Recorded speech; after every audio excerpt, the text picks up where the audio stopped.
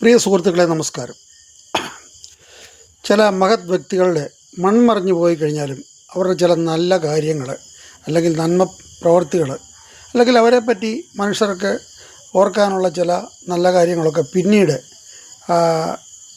ആയിരിക്കും അത് മറ്റുള്ള മനുഷ്യരുടെ മുമ്പിലേക്ക് വരുന്നത്. അതിന് ചില കാരണങ്ങൾ കാണും.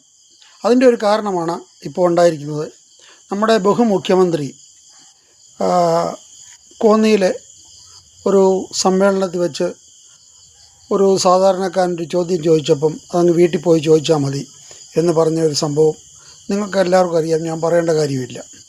അപ്പോൾ ആ ഒരു സംഭവം നടന്നു കഴിഞ്ഞപ്പോഴാണ് ഉമ്മൻചാണ്ടി മുഖ്യമന്ത്രിയായിട്ടിരുന്നപ്പം ഇതിന് സമാനമായിട്ടുള്ള ഒരു സംഭവം ഉണ്ടായി. അത് ഞാനൊന്നും നേരത്തെ കേട്ടിട്ടില്ല. ആ സംഭവം ഇപ്പം ആരോ യൂട്യൂബർമാരും ഒക്കെ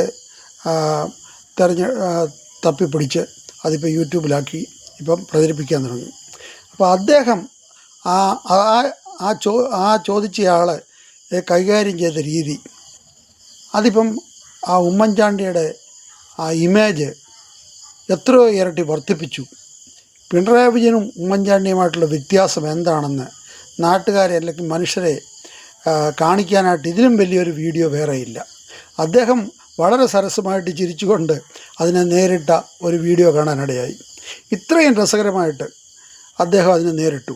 അപ്പോൾ പിണറായി വിജയൻ ആരാണ്, ഉമ്മൻചാണ്ടി ആരാണ്? എന്തെല്ലാം പിണറായി വിജയൻ ഉമ്മൻചാണ്ടിയെ പറ്റി പറഞ്ഞാലും ഒരിക്കലും കാക്ക കുളിച്ചാൽ കൊക്കാകത്തില്ല.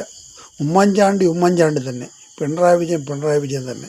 പിണറായി വിജയൻ എത്ര PR വർക്ക് ചെയ്ത് വെളുക്കാൻ നോക്കിയാലും ആ വായിലിരിക്കുന്നതുമാലും മനസ്സിലിരിപ്പൊക്കെ പുറത്തു വരും. പക്ഷേ ഉമ്മൻചാണ്ടിയാണ്. അദ്ദേഹത്തെ എല്ലാ കാലത്തും കേരളം ഒട്ടാകെ ആദരിക്കുകയും ഓർക്കുകയും ചെയ്യും നല്ല രീതിയിൽ എന്ന് പറഞ്ഞുകൊണ്ട് ഉപസംഹരിക്കുന്നു. നന്ദി, നമസ്കാരം, ജയ് ഹിന്ദ്.